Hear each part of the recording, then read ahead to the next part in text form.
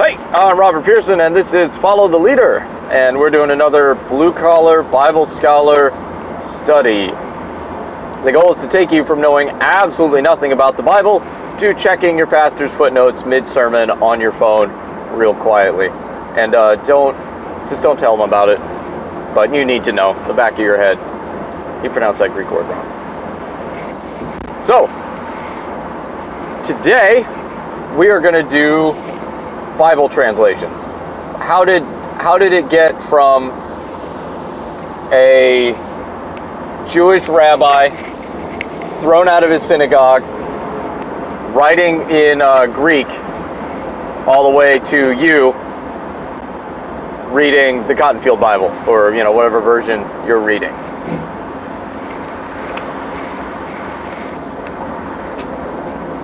So that's what we're going to look at today. And it's important to know this as some backdrop. But please understand, every translation you have is good enough.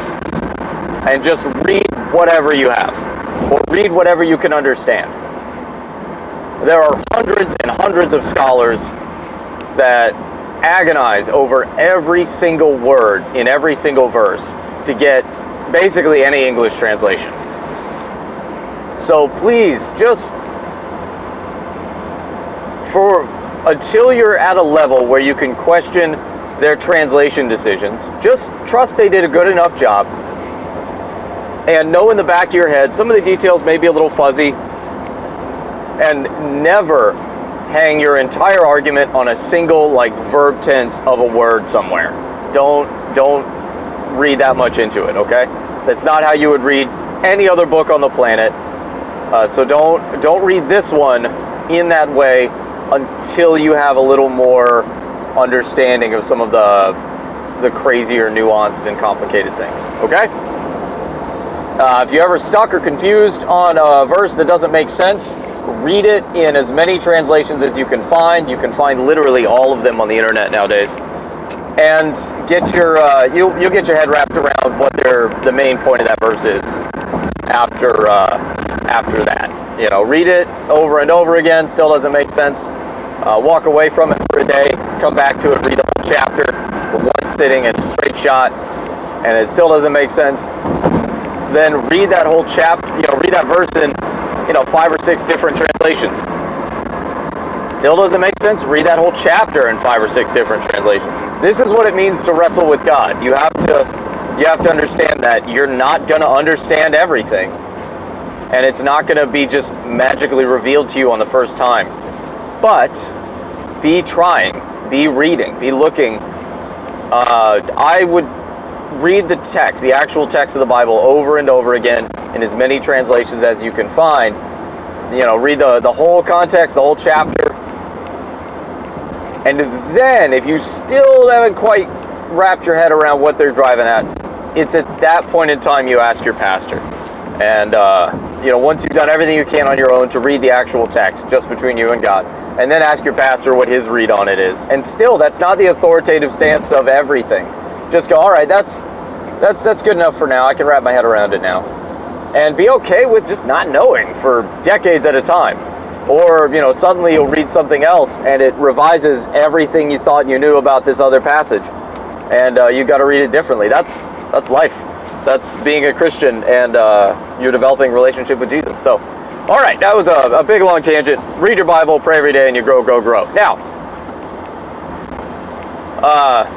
today we're doing Bible translations and how to translate, how it came from where it started to you right now.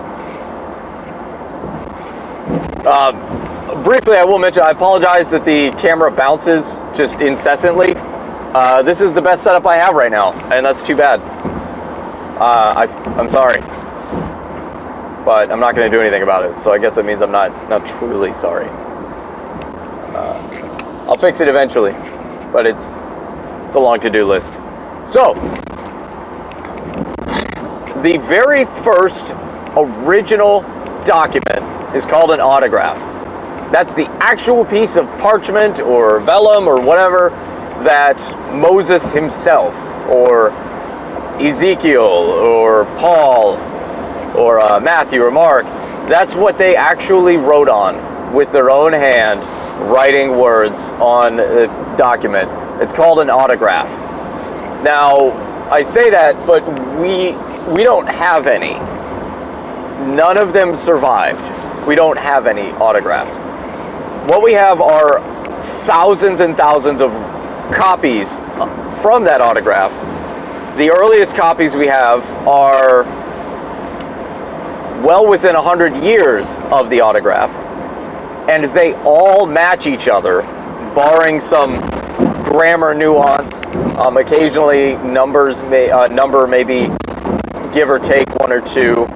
The verb tense might be a little different. There's variant spellings. Noah Webster wasn't born yet, so there wasn't standardized spelling for a lot of words in ancient Greek. So they spelled them the way they sounded out, and letters have similar sounds to each other. So you'll have spelling variations sometimes. And that's it. That's the bulk of the differences between all the different documents that we have salvaged over the years. And so they're all copies from these autographs. And all of the copies, though, are very reliable. The later the copies get, the more of the differences you have. But typically those differences are additions that will usually be from the Gospels. Most of them are in the Gospels, rather. And what they do is, when one of all three of the Gospels will report an event, one of the Gospels has extra information, and what they did was they took that extra information and added it to the other two Gospels.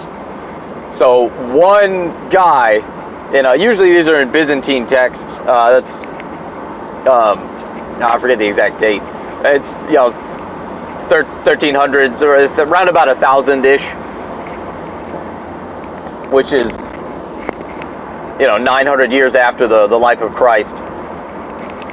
Is where the big differences begin to happen, and it's mostly just that clerical error stuff where they reread a line and it looked like it fit, so they kept it, or they added a verse from a parallel passage. Some of the like Kings and Chronicles and stuff sometimes, maybe, but most of it's in the Gospels. So, an interesting note too. In all likelihood, Paul did not actually manually write. Obviously, Paul wrote it, but when we use the word write, that means to take the pen and make the marks on the paper yourself with your own hand. And that's not the way that the books of the Bible were necessarily written. They used dictation, because being able to write was good, but ink and paper were expensive, like buying a car kind of expensive. And you didn't just do it willy-nilly. And so when you were going to write, you not only needed somebody who knew how to write, you couldn't just use anybody, they had to know how to write well, with good handwriting, and spell things correctly the first time.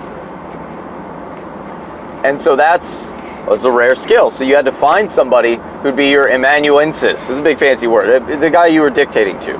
They were a meatbag typewriter. So that's when the Gospel of Mark.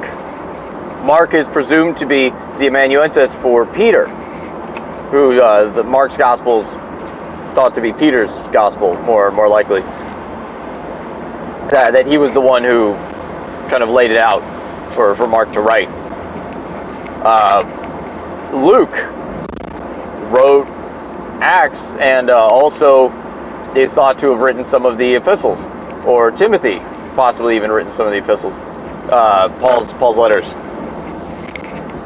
And yes, I pronounced the T. No, I will not stop pronouncing the T.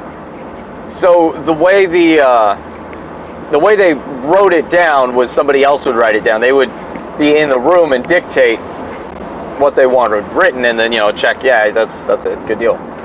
So just so you know, it's when Paul wrote it.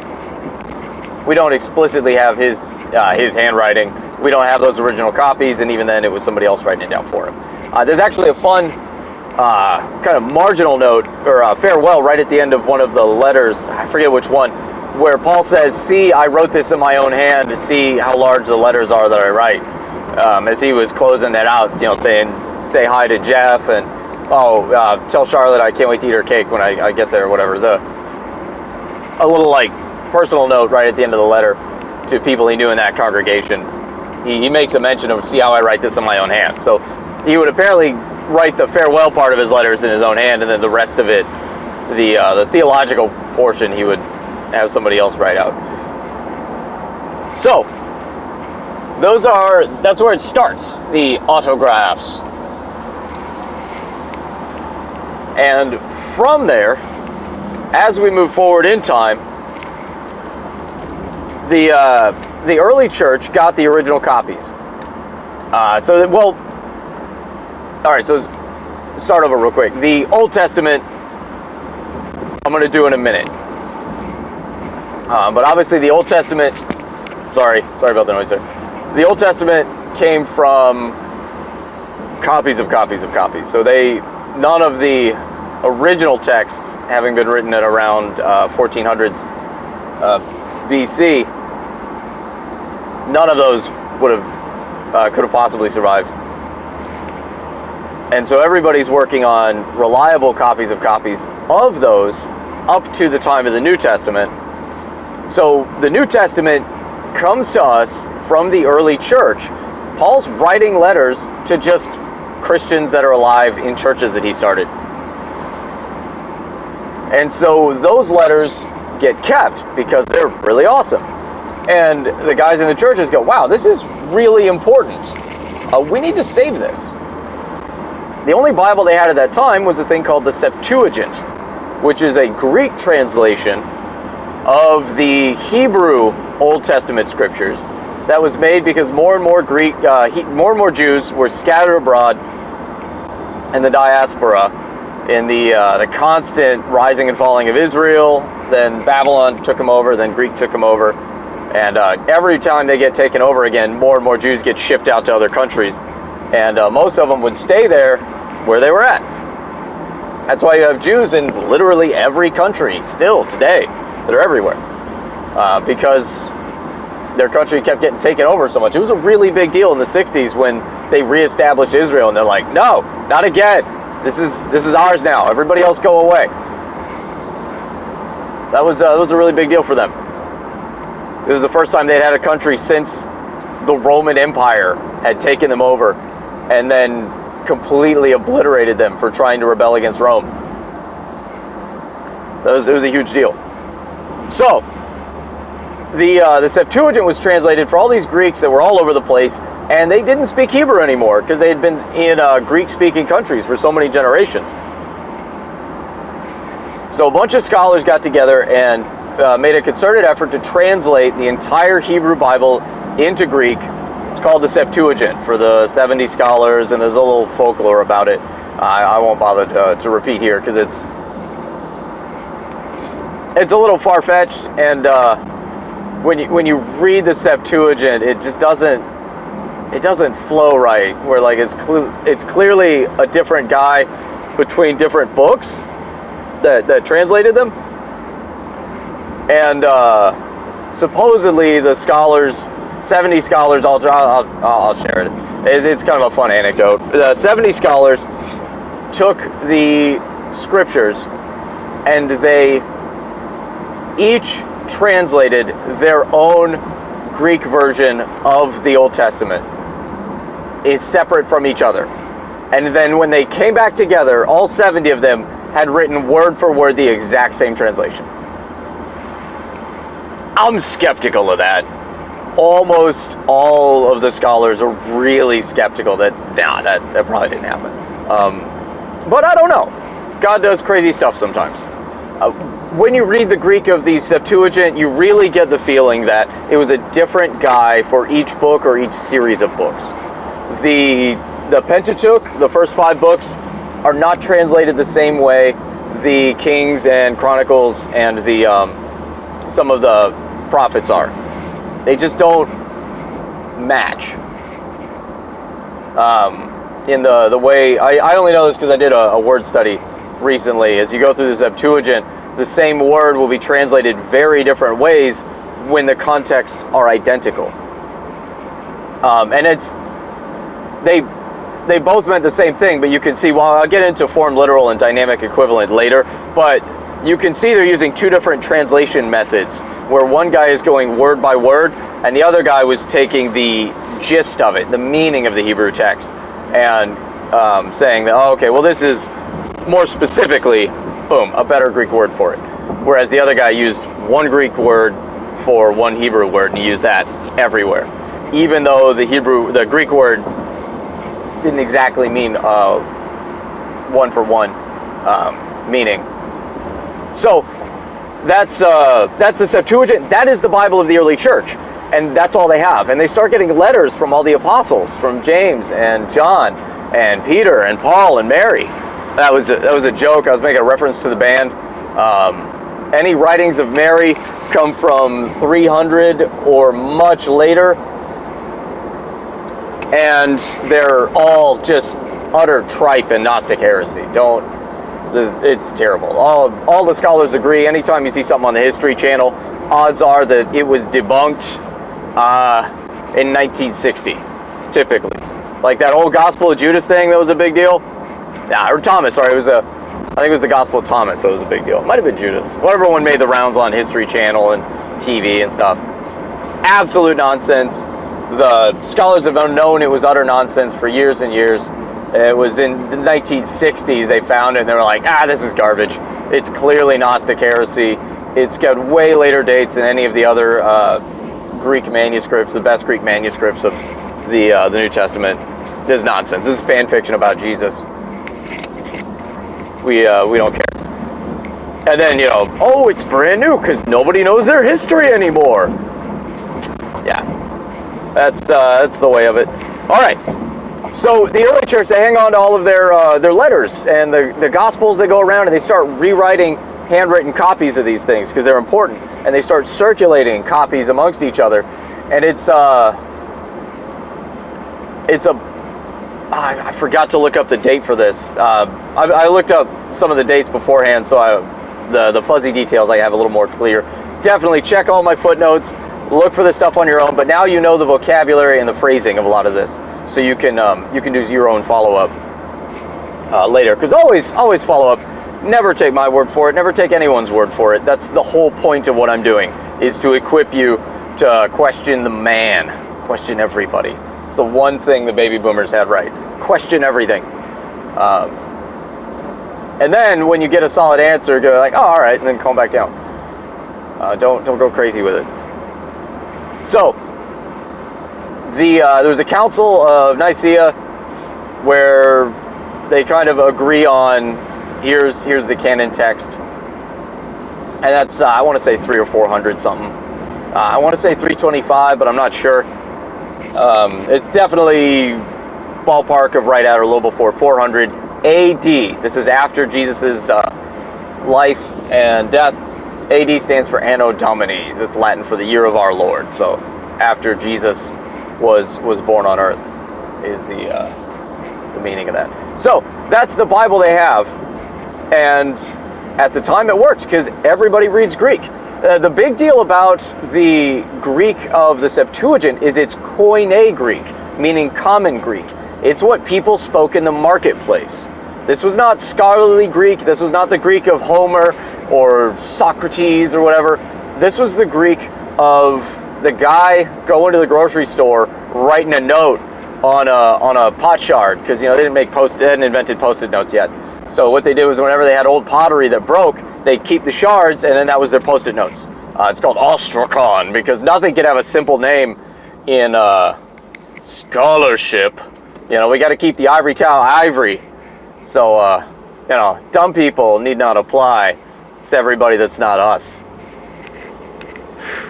Stuff bothers me. All right, so that's the Greek that was used for the Septuagint, and that's the Greek that the New Testament is written in, from the word go. And some scholars disagree. Some books in the New Testament might have originally been written in other languages, but we haven't found any, so you don't know. It's your best guess, and you don't know, so don't worry about it. Nobody knows.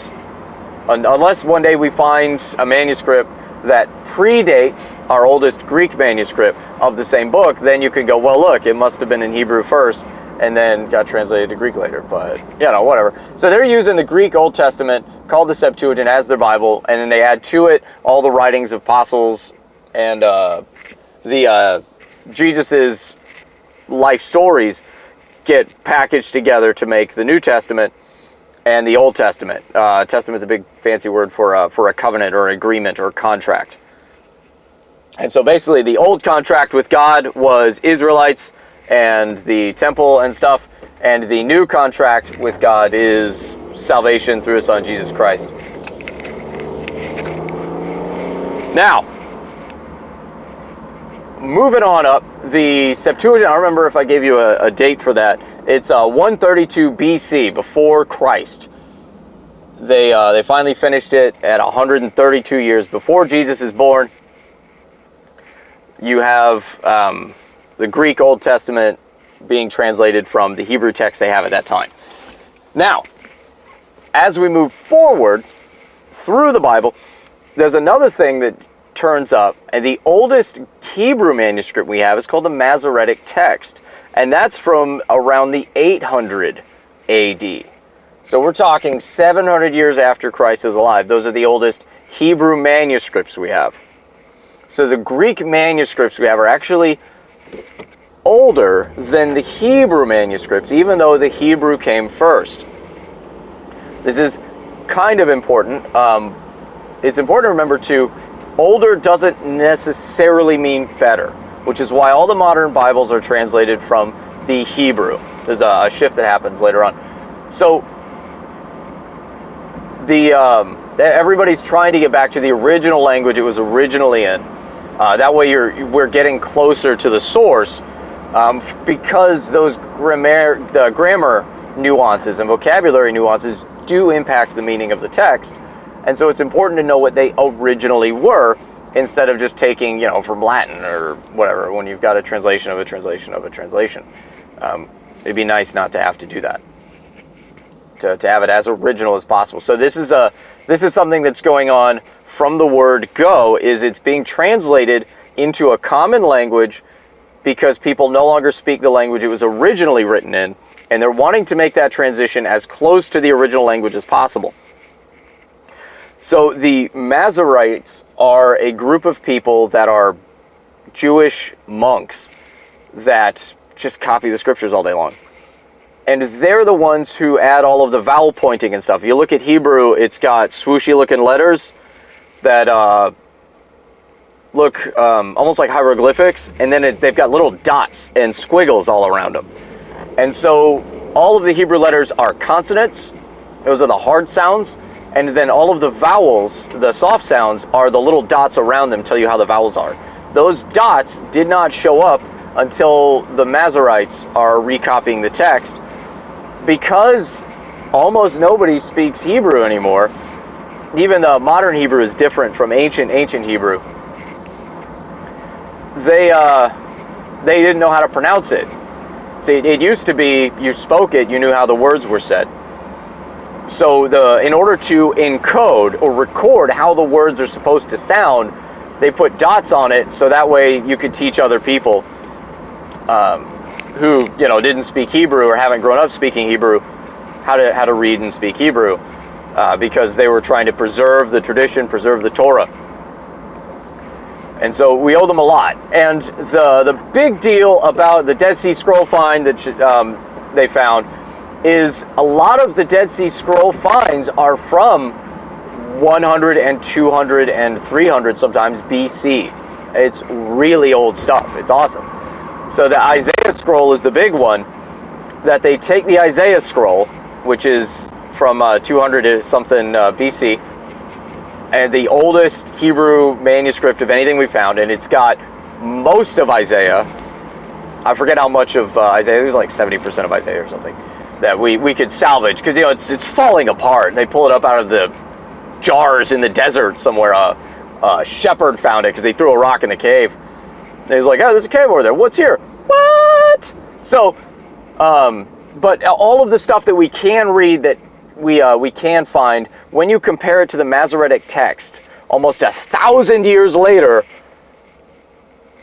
word for word for word for word the same. The only difference is, I forget exactly, once again, like I said earlier, spelling variations or a verb tense here and there, and that's it.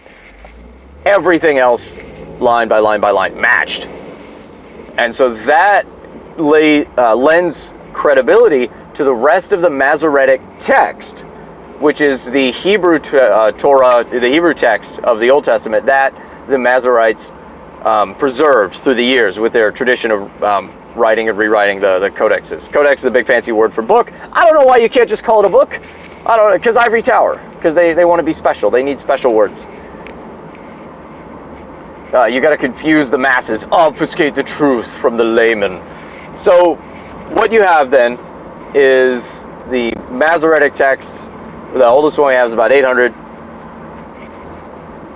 And so now we're up to about let's rewind a little bit. At some point in time, the early church, which was people meeting in houses or inside of repurposed synagogues and running from the Romans trying to kill them, becomes what is today the Catholic Church. There's a really slow, gradual transition. A lot of people point their finger at Constantine, the first Christian emperor. It's hard to know how much these people were being genuine with their appeal to the scripture and Christianity, and how much these people were just using scripture as a pretense for doing what they would have done anyway. It's difficult. You can't know somebody's heart. So it's important to remember that, yes, you can look at something and go, that's wrong and that's right. But understand, that doesn't mean you determine that person's eternal salvation. That doesn't mean you get to decide what their relationship with God is. Just know that it's really awesome that Constantine said, no, Christianity's okay. You guys can do your thing. In fact, you know what? Now we're a Christian nation. I've decided Rome is Christian now. And you guys just have to eat it. Also, I'm going to make my entire army get baptized. All right, less cool mandating people to convert to Christianity. It's such a bad precedent, I think. But I mean, we're moving in the right direction, I guess. Also, as my soldiers, I'm just going to march the platoon through a river, and that's them being baptized. And also, they're all going to keep their right hand in the air, because that's their killing arm, and that still belongs to me. But God can have the rest of them. I don't know how much is just really bad theology applied sincerely, or how much is, you're trying to game the system, man. And I think you know better, really. I don't know where that is. That's between him and God. But you could just look at it and point at it and go, that's kind of shady, bud. That's real shady. So, in that time, I forget who exactly the Caesar is. You know, people have come and gone. It's the year 382 AD, and we got a new pope, and this pope meets up with a guy named Jerome, Saint Jerome, as he's referred to in the Catholic Church, and he's like, hey, you're a really good scholar, bud. Why don't we get a Bible that everybody can read? So this whole time, because individual churches and people in churches have just been writing the scriptures that they had them, you have a lot of different translations from the Greek New Testament into Latin, because Rome spoke Latin. And as the gospel and Christianity spread further and further, into Rome, more and more of the church spoke Latin. And so more and more people are like, I can't read Hebrew. Can we get something I can read, please? Awesome. And so you've got a lot of different translations of the Latin translations of the original Greek and original Hebrew scriptures that these guys are using. And they're all a little different, and it makes it a little confusing when you're having to go from church service to church service to church service, or where you're trying to argue points. And so this dude Jerome gets tasked by the Pope, and the Pope's like, look, can we just make one? Okay, can you take all of them and combine them? I need one whole New Testament, please. And Jerome's like, yeah, no problem, Bob, I got you. So Jerome then proceeds to translate from the best Greek manuscripts that he had access to at the time, the entirety of the New Testament. And he's like, this is pretty cool. So there's as always with any new Bible translation, everybody freaks out because their favorite passages are worded wrong now. And you just got to deal with it. Read the one you like. Don't complain to everybody. But they were having those problems even in 300-400 AD. There's nothing new under the sun, man. People don't change. Well, I mean, they change with Jesus, but in general, humanity as a whole is going to maintain its consistent character throughout all time. So, Jerome, he's rewriting everything into Latin from the original Greek. And then he's like, well, I could do the Old Testament too. I mean, I'm already here. Why not? So he sits down with the Septuagint and does the entirety of the Septuagint from Greek into Latin. It's the Latin Vulgate because it's common Latin. He's going from common Greek that people spoke in the marketplace and in their homes and businesses to the common Latin. Not scholarly literary Latin, but common Latin that everybody spoke in their businesses and homes and the marketplace. What they wrote their grocery lists in. Archaeologists, a lot of archaeology is finding people's grocery lists. People have always done the same things that they always do. There's nothing new under the sun. Find that in the Bible. It's in there. So, and don't just Google search it. Like, at least go to a Bible website and then search the Bible website. Some different translations. Work for it a little bit. But yeah, computers make us lazy. They're pretty awesome. So, he's got this entire translation of the Latin Vulgate, and he gets a little excited, and he's like, "What? Can I find the Hebrew?" And he digs up the Hebrew Old Testament, or the Hebrew manuscripts he could collect at that time, and then retranslates the whole Old Testament from the Hebrew instead of from the Greek. And that gets later on, very much later on, adopted by the Catholic Church as the Latin Vulgate. Vulgar, common, vulgarities. That's a fancy word for cussing. If you're particularly aloof, you don't swear or cuss. You use vulgarity. So the Latin Vulgate becomes sort of the standard Bible translation for the Latin-speaking church. Obviously, the Greek Orthodox are like, we don't have to change anything, man. We're good.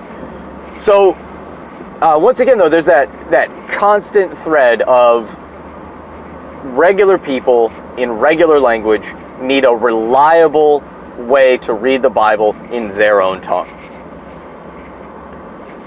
Now, what's funny is, after that, you got to go all the way down the road. The Latin Vulgate was the gold standard in Bible translations for more than 1,000 years. So we go from ballpark of 400 AD all the way to 1500 AD. From 400 to 1500. That is a long time to be using the same Bible translation. That's crazy. Apparently, the dude does good work. So, it's in about the 1400s, they start fishing around and rediscovering Greek manuscripts and finding out that they have some pretty old Greek manuscripts. And this guy named, I gotta look at my notes because he's got a weird name. Vulgate text, Erasmus, there we go, I was thinking of wrong. This guy named Erasmus starts collecting Greek texts. And he's like, it was originally in Greek though, not in Latin. Can we get a Greek text going? So, once again, the funny thing is, the oldest documents he had to work from are still from 1100 AD. They're still way newer than the manuscript. They're copies of copies of copies of copies. They're still pretty good though. But he used the mainly Byzantine Greek texts, and those are kind of known in scholarly circles for being the more loose translations. If you comparing all the Greek texts with all the other Greek texts, the ones that have the most difference, the most added lines, or a quick like 2 or 3 word explanatory addition, or they'll sit there and add stuff from the other gospels to the other gospels. Byzantine does that a lot. The Byzantine manuscripts do that a lot. But those are the best ones he had at the time, and they're from about 1000, 1100-ish is the oldest one. He's got others that are a lot newer. The oldest one that he had was from like 1100 something. So he starts digging in and compiles, because once again, they're all fragments. It'll be one book here, one book there. You'll have one entire that was falling apart, and you can only salvage a book or two from it, or most of one book. And so they patchwork it like a jigsaw puzzle. I'm running away. Okay, they patchwork it like a jigsaw puzzle to get a single text where every single line in that text is from the oldest possible document, the best possible translation. And he does that with the entire New Testament, and then he still had some gaps in the Greek. And so in those places, he took the Latin Vulgate and translated into Greek from the Latin to fill in the gaps. And most of what he had was from the Byzantine text, and then he fills in the gaps with the Latin Vulgate. So you're still not quite as good. That's the reason all the newer translations don't use the Textus Receptus. But it was the best Greek version at that time. So now you have, there's a kind of a big to-do, because it was about the 1440s that Constantinople falls and the old Roman Empire kind of crumbles, that you have all of these Greek scholars coming out of Constantinople and stuff out into the world and into the broader country. So you have all these Greek scholars that just start showing up in all these different countries, and now everybody's able to do a higher level of Greek scholarship. So as you're coming around to it, we are coming down through the history. So the Textus Receptus starts running around, making its way through all these different scholarly circles, and everybody's really excited. And they all start doing kind of their own versions of it here and there, making all of their slight tweaks of like, oh, I think this reading is better, or this is an older document. The older documents don't include this word. And yeah, all right. So that's all for the Textus Receptus. Now, moving on, what we have here is we're going to get to a guy in 1380s. This is before the Textus Receptus comes together.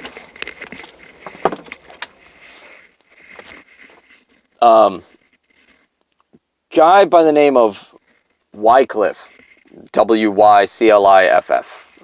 Wycliff has his first translation in English. He's the one who first starts really pushing to translate into Old English. Everybody's speaking Old English now. They're not reading Latin or Greek or anything. They don't read Latin anymore. Only the priests in the Catholic Church know how to read Latin, and we just have to trust they're telling us the Bible right, man, and that just doesn't seem right. So Wycliff starts translating, and he does an entire translation. Him or some of the scholars he worked with, as soon as history states anything solidly, modern scholars are like, well, actually, we're going to presume to suppose that one man couldn't have done that. And so it was actually like 3 or 4 of his students underneath him worked together, and he oversaw the project. And, so Jerome didn't actually translate. I think it was the team that he worked with. I don't know, maybe, but I feel like a lot of times they're just contrary to be contrary. Moses wrote Genesis. No, he didn't. Okay. Do you have evidence for that? No, I suppose that there's a priestly source, though, and a Yahweh source, and an Elohist source, and a Deuteronomical source. Why? Because. Cool. This is getting way long. So, there's a lot. There's a lot to it. So, Wycliff does the first translation into English. This is still handwritten copies, by the way. They haven't invented the printing press yet. And so he translates it from the Latin into English, Middle English, the whole Bible, and it's kind of a big deal, and it's a little bit of a to-do. And then he also starts speaking out against the Catholic Church, and they're not as excited about that. And then he dies of a stroke in about 1383-ish, 86-ish, something like that. And then it keeps being a big deal, and people keep making copies of his Bible, and it keeps showing up, and the Catholic Church is like, all right, guys, it's cool. You're done now. Settle down. And they make it illegal to own a copy of a Wycliff Bible after 409. After 1409. So it's at that time, this guy named William Tyndale starts looking around thinking, that feels kind of shady.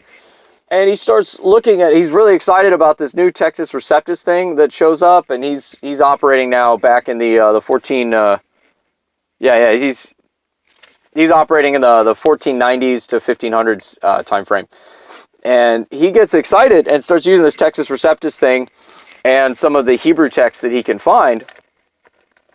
And he puts together the Tyndale Bible, which is an English translation. And he starts getting in a lot of trouble. And eventually they arrest him, because nobody just stops at translating the Bible into English for the common man. They also start speaking out against the Catholic Church, saying, hey, you guys aren't saying what's in this book here that we're supposed to be following. What's the deal? What is the deal?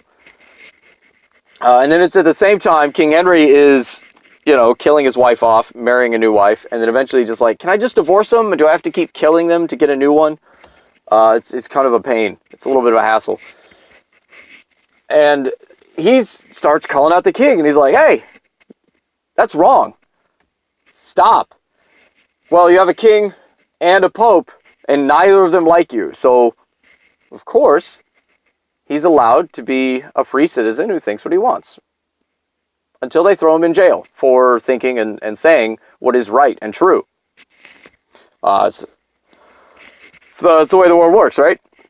So they put Tyndale in prison, and after he's there for a year, they find him guilty of heresy, hang him, and burn him alive.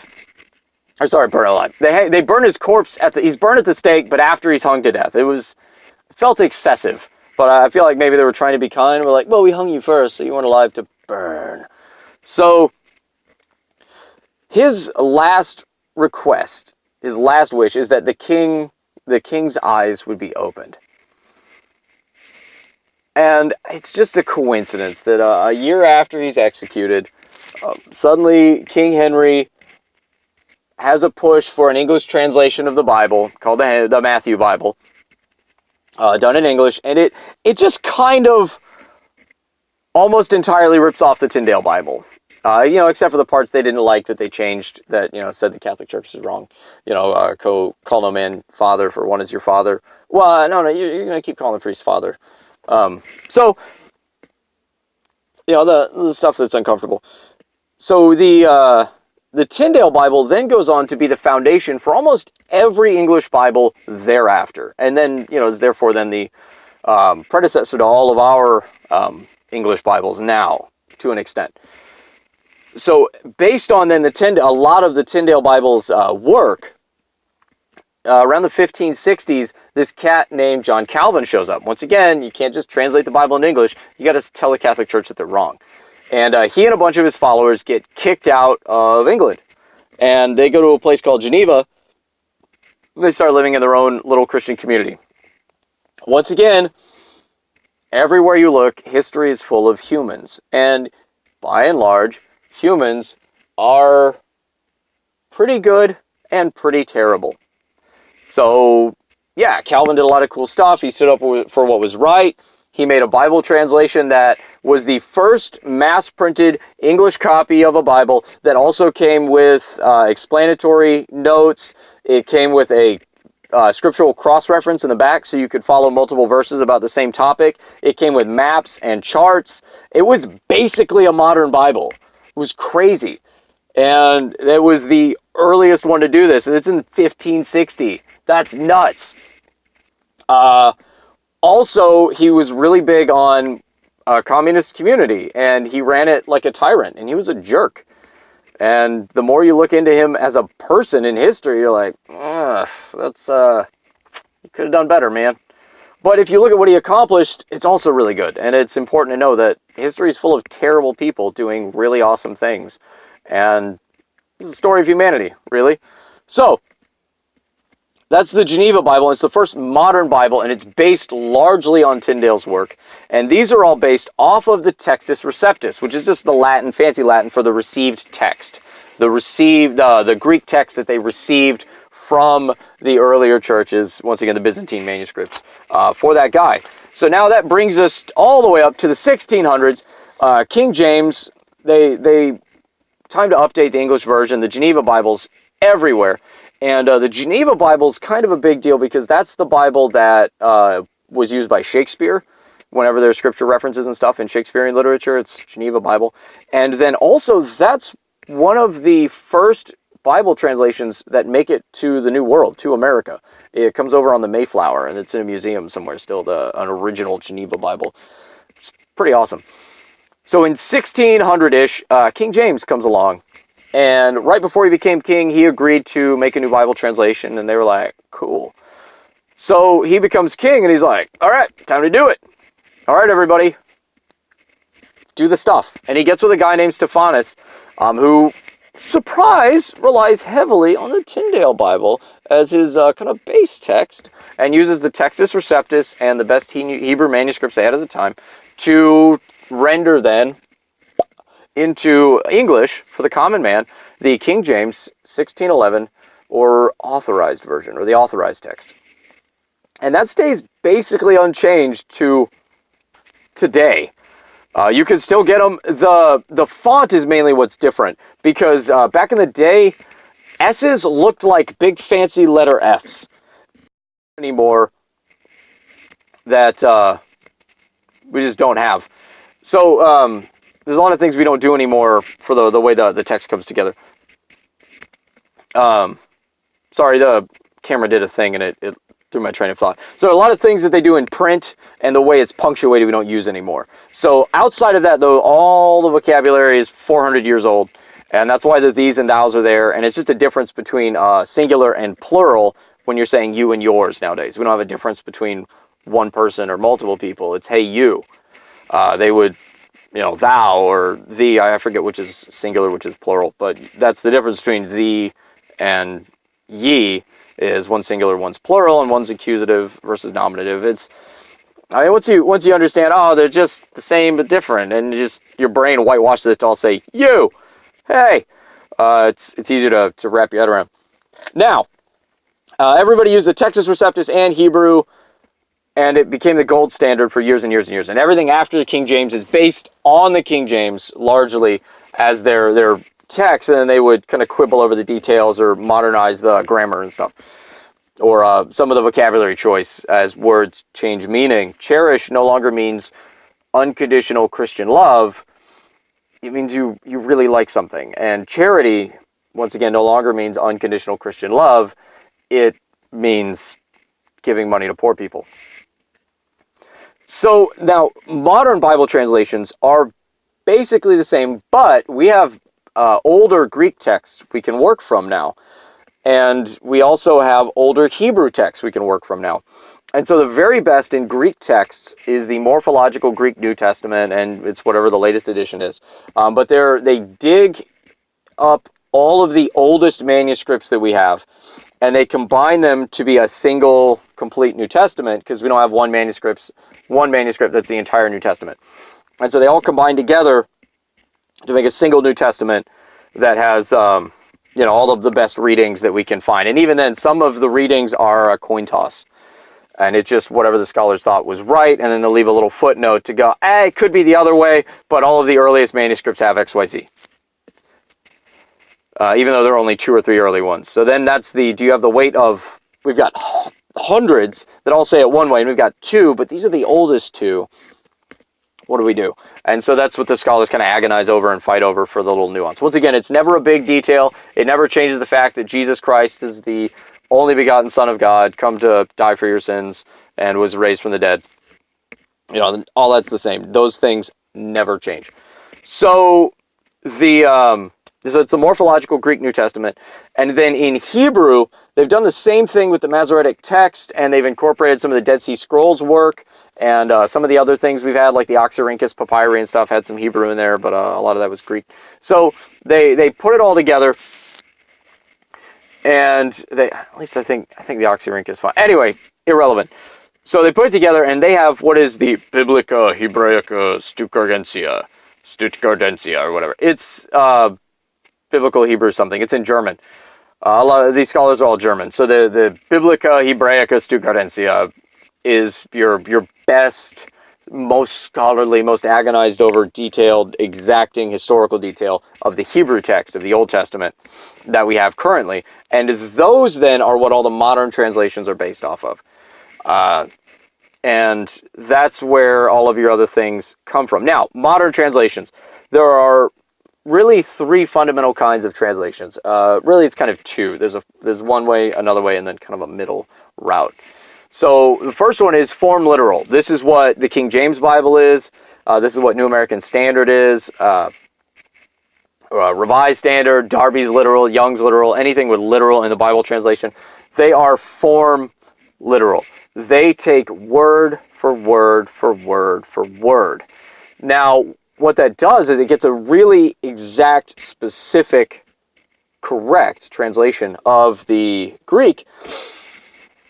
But you have a problem now, because English word order matters, and it changes what things mean. So now you have to take the Greek word order and keep it the same as much as you can, and then when the English meaning would be changed, you got to change the word order so the meaning fits right for English, and that's it. So most of the word order is preserved. And then what that does, though, is it makes it really hard to read in English. So that's why it's like an 11th grade reading level for the New American Standard Bible, and like a 5th grade reading level for the NIV, the New International Version. They did stuff a slightly different way. So that's why the King James is hard to read too, is not only is it old-timey, 400 to, so it's, like a 500-year-old English that we don't use anymore. It's also predominantly in Greek word order, not in English word order. So you've got that going against you as well. So your accuracy is better, but now your reading level is a lot higher. It's a lot harder to understand in a natural flow. And even then, even if you do understand it, it's just taxing to have to wrap your head around not regular word order. So the next thing is paraphrase, which is just kind of a idea for idea, where you take, here's the gist of the text, and now I'll replicate that in English in a regular vernacular. Well, this is tricky because now you're more beholden to the translator. You're relying on what the translator thinks this passage says, and then they're going to communicate what they think it says to you. So it's less you to the text, and it's more you to a really smart guy to the text, which is okay, but you have to know that that's what it is. And once again, it's easier to read. It's a lot easier to read, but now your accuracy is going to suffer. Your accuracy isn't where it was, but it's a lot easier to read. Now, then of course, dynamic equivalent is the thought for thought, idea for idea, which is bridges the gap. It's a little easier to read, but it's still, there are places where the wording is off. But it's going to be a lot more accurate than a paraphrase. Accurate meaning to what the text says. It's because the theological nuance is the only place this really matters. Is what theological nuance are you deriving from this verse? If there's none, your paraphrase isn't going to have any theological nuance. So that to split the difference, to the accuracy to the exact words is going to be less, which means you have more of the translator between you and the text than a form literal, but it's going to be a lot easier to read. And those are the middle-of-the-road Bibles like the NIV and the ESV. The New Living Translation is a little more towards the paraphrase side. And so there's a kind of a continuum now, and you have these Bible translations are somewhere on the continuum. The loose paraphrase Bibles are things like the Cottonfield Bible. It is hilarious. Look it up. There's only a New Testament available. And the Message, which is a really good translation. One guy did it. But he's a pastor. He worked from the original Greek and Hebrew. And his goal was not to be very specific and exacting. His goal was to, in a relaxed conversational English, represent the message for God's people. And so once you have that, now you can look at a more exacting translation to discern nuance, because you know what the big picture is. You got to know the big picture, and then you can zoom in on the details and argue about where the pixels line up. If you're just looking at a field of pixels and you have no idea what the big picture is supposed to be, you're sunk. Or a jigsaw puzzle works too. You know, if you don't have the picture on the box, try solving a jigsaw puzzle. Good luck, pal. So that's so the Eugene Peterson, The Message. It's really good if you just don't have a high reading comprehension, or you're still really new to Christianity and you're having trouble wrapping your head around all these big concepts. Go with The Message. It's going to help you wrap your brain around it better, but just keep in the back of your head the details, the nuance, the theological ramifications of a verb tense. They're not going to be there. Don't look for it there. That's not what you're looking for. You're going to read that the way you would read a Tom Clancy novel or a Sherlock Holmes novel or something. You're going to sit down and just read and go, oh, cool. I got you. You're not going to watch it. Nobody watches a TED Talk and go, oh, he used this one verb tense when he said that sentence right. That means that he really thinks that's not. I argue that's not the way you read your Bible, but you can read certain scripture passages, and those things do matter in nuance once you're at that level. But in the big picture, the broad strokes, just read it like you read any other book. Don't stress. And then if you want to do Bible study, get something that's more towards the exacting side, like New American Standard or Revised Standard or ASV, American Standard. Some of them are a little old. Some of them still use these and thous. A lot of the newer translations are really get to be more the loosey-goosey side of things and less exacting. The older stuff you'll find is very exacting and very precise to the original wording of the text. And I would argue get both. Get an NASB and then get like a New Living Translation. And just go with those. So that's almost all that I have for you. Listen, I'm going to do one later on. This is ridiculously long. So I'm going to do one later on resources for you to use online that are available everywhere. But just right now, BibleGateway.com, that gets you some really good online Bible reading. They like to isolate single verses out of text when you search for stuff, though. Always read the whole chapter at least. Do not read a single verse out of context. Read it in the context that it was written, at least the whole chapter it's in. Preferably the whole book it's in, to go, oh, I see what he's getting at. And then my personal favorite, it doesn't lend itself to really easy reading, but it's a better for digging resource. You can read it also, but it's more for cross-referencing stuff, is blueletterbible.org. It got me through Bible college. I still use it to this day. You are never more than 3 clicks away from looking at every single Bible verse in the Bible where this one Greek word is used. 3 clicks and you're there. It's awesome. So, those are 2 I'll start you out with. But yeah, YouVersion Bible, anything, literally anything. Find something, read your Bible, pray every day, and you grow. But you got to go find that out for yourself. Don't take my word for it. I'm a big Reading Rainbow fan, okay? Shut up. I will see you next time, and Godspeed.